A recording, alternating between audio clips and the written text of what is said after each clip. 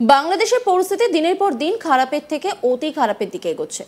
বিশেষ করে সেখানে সংখ্যালঘু হিন্দুরা রোজ হামলার মুখে পড়ছে, ভেঙে দেওয়া হচ্ছে তাদের বাড়িঘর, এমনকি তাদেরও মারধর করা হচ্ছে। আর সেখান থেকে বাঁচতে তারা সীমান্তের কাঁটাতার পেরিয়ে ভারতে চলে আসছে। জামাত নেতারা তারা হয়তো ভুলতে বসেছে ৭১-এর মুক্তিযুদ্ধে ভারতের সহযোগিতার কথা, কারণ আজ তারা স্বাধীন দেশে বসবাস করছে ভারতের জন্যই আজ তাদের এত হম্বিতম্বি। ভারতের জন্যই দুমুঠো খেয়ে বেঁচে আছে বাংলাদেশের মানুষ। আর সে দেশের মূর্খ ইউনূস সরকার, বেশ কিছু জামাত নেতারা ভারতকে আবার চোখ রাঙাচ্ছে। এবার আরও এক ধাপ এগিয়ে কোপ পড়ল সরকারি চাকরিতে। প্রশাসনিক পদে কার্যত হিন্দু নিয়োগ নিষিদ্ধ করল মোহাম্মদ ইউনূসের অন্তর্বর্তীকালীন সরকার। সূত্রের খবর, মঙ্গলবার এই কথা জানিয়েছে সীমান্তের ওপারে জেলবন্দি সন্ন্যাসী চিন্ময় প্রভুর আইনজীবী রবীন্দ্র ঘোষ। যদিও এই বিষয়ে বাংলাদেশ প্রশাসনের কোনো মন্তব্য মেলেনি।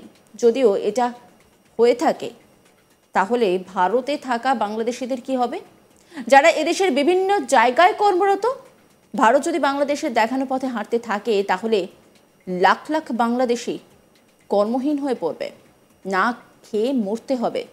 বাংলাদেশের সিভিল সার্ভিস বিসিএস এর ফাইনাল লিস্ট প্রকাশ করেছে বাংলাদেশ সরকার। গত 15ই অক্টোবর লিস্ট বাতিল করে নতুন লিস্ট প্রকাশ করা হয়েছে। সেখান থেকে বাদ দেওয়া হয়েছে 168 জনকে। এ নিয়ে শুরু হয়েছে বিতর্ক। কোনো কোনো মহল থেকে দাবি করা হয়েছে যাদের বাদ দেওয়া হয়েছে তাদের বেশিরভাগই হিন্দু।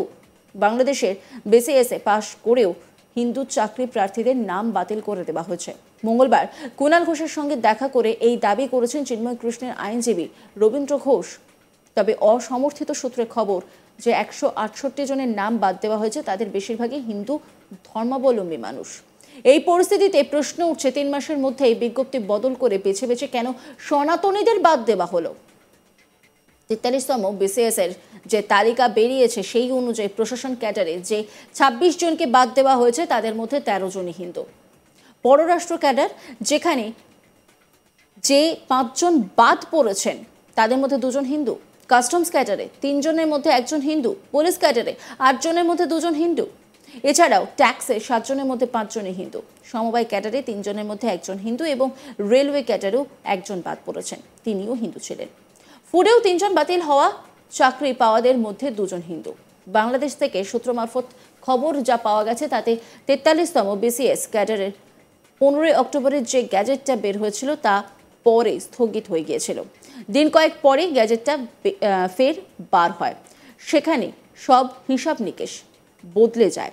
267 জনের মধ্যে 167 জন সনাতন ধর্মের। বাংলাদেশে হিন্দুদের উপরে নির্যাতনে একের পর এক অভিযোগ সামনে আসছে। সেই সংক্রান্ত বেশ কিছু ভিডিও ইতিমধ্যেই সামনে এসেছে। এবার আরও এক ভয়াবহ অভিযোগ উঠে এলো। এক মহিলার মুখে বিষ ঢেলে তাকে শেষ করে দেওয়ার অভিযোগ ওঠে। সূত্র মারফত জানা গিয়েছে, বাংলাদেশের সুনামগঞ্জের দোয়ারা বাজার উপজেলার গ্রামে বাজারে হিন্দু সম্প্রদায়ের বাড়ি ঘরে হামলা, ভাঙচুর ও লুটপাট চালানোর ঘটনা সামনে এসেছে। জানা গেছে, বাংলাদেশের পুলিশ প্রশাসন, সেনাবাহিনী হিন্দুদের বাড়িতে বাড়িতে ঢুকে ব্যাপক অত্যাচার, ভাঙচুর, লুটপাট করছে। বাংলাদেশে কি নৈরাজ্য চলছে? একবার ভাবুন। বিশেষ করে হিন্দুদের ওপর দিনের পর দিন অত্যাচার বেড়েই চলেছে। দিন কয়েক আগেই জয় বাংলা বলায় হিন্দু মহিলার হাতের আঙুলটাই কেটে নিয়েছিল সেখানকার দুষ্কৃতীরা। গুনাহ করেও বুঝতে পারেনি যে জয় বাংলা লেখার জন্য এত বড় ক্ষতিপূরণ দিতে হবে। ইউনূস সরকারের এই স্বৈরাচারী নারকীয় জিহাদি কার্যকলাপে সকলে ছি করছে। কতটা নৃশংস হলে এই ধরনের ঘটনা ঘটানো যায়, এটা তার জলজান্ত উদাহরণ। যে জয় বাংলা বলার জন্য মহিলার আঙুল কেটে নেওয়া হলো, যে স্লোগান একটা সময় বাংলাদেশের জাতির পিতা বঙ্গবন্ধু শেখ মুজিবুর রহমানের গলায় শোনা গিয়েছিল, যার সঙ্গে এই ঘটনা ঘটানো হয়েছে, তিনি একজন হিন্দু মহিলা। বাংলাদেশ ভুলতে বসেছে ৭১-এর মুক্তিযুদ্ধে ভারতের সহযোগিতার কারণে আজ তারা স্বাধীন দেশে বসবাস করছে। ভারতের জন্যই আজ তাদের এত হম্বিতম্বি। ভারতের জন্যই দুমুঠো খেয়ে বেঁচে আছে বাংলাদেশের মানুষ। আর সে দেশের মূর্খ ইউনূস সরকার, বেশ কিছু জামাত নেতারা ভারতকে আবার চোখ রাঙানি দিচ্ছে। ভারতের প্রধানমন্ত্রী থেকে শুরু করে বাংলার মুখ্যমন্ত্রীকে একের পর এক আক্রমণ করে চলেছে তারা। কখনো বলছে দেখে নেব, আবার কখনো বলছে 4 দিনের মধ্যে কলকাতা দখল করব। সম্প্রতি এক জামাত নেতাকে বলতে শোনা গিয়েছে তারা চাইলেই নাকি দিল্লি দখল করে নিতে পারে। যে দেশের পাঠানো চাল, পেঁয়াজ, আলু খেয়ে পড়ে বেঁচে রয়েছে সেই দেশকে কিনা বলছে দেখে নেব। কত বড় মূর্খ হলে এই ধরনের কথা বলা যায়?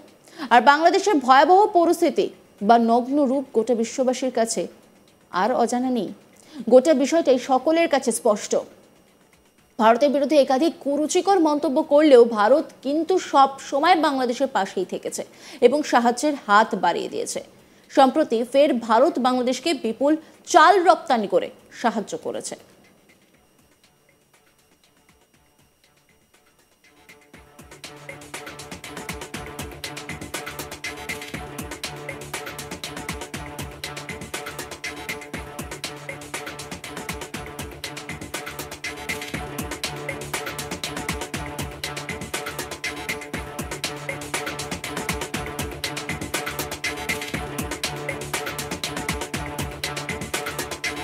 বাংলাদেশের পরিস্থিতি দিনের পর দিন খারাপের থেকে অতি খারাপের দিকে এগোচ্ছে। বিশেষ করে সেখানে সংখ্যালঘু হিন্দুরা রোজ হামলার মুখে পড়ছে। ভেঙে দেওয়া হচ্ছে তাদের বাড়িঘর, এমনকি তাদেরও মারধর করা হচ্ছে। আর সেখান থেকে বাঁচতে তারা সীমান্তের কাঁটাতার পেরিয়ে ভারতে চলে আসছে। জামাত নেতারা তারা হয়তো ভুলতে বসেছে ৭১-এর মুক্তিযুদ্ধে ভারতের সহযোগিতার কারণে আজ তারা স্বাধীন দেশে বসবাস করছে। ভারতের জন্যই আজ তাদের এত হম্বিতম্বি।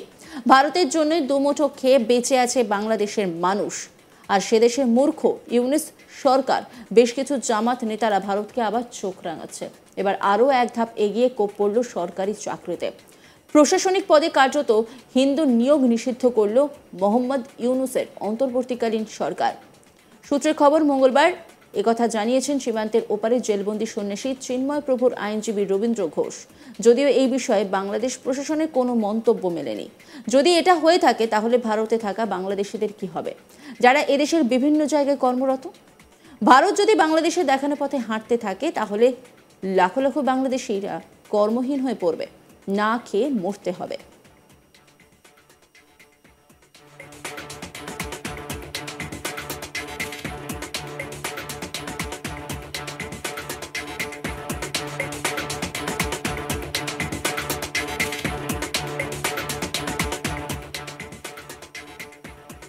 বাংলাদেশের সিভিল সার্ভিস বিসিএস এর ফাইনাল লিস্ট প্রকাশ করেছে বাংলাদেশ সরকার। গত 15ই অক্টোবর লিস্ট বাতিল করে নতুন লিস্ট প্রকাশ করা হয়েছে। সেখান থেকে বাদ দেওয়া হয়েছে 168 জনকে। এ নিয়ে শুরু হয়েছে বিতর্ক।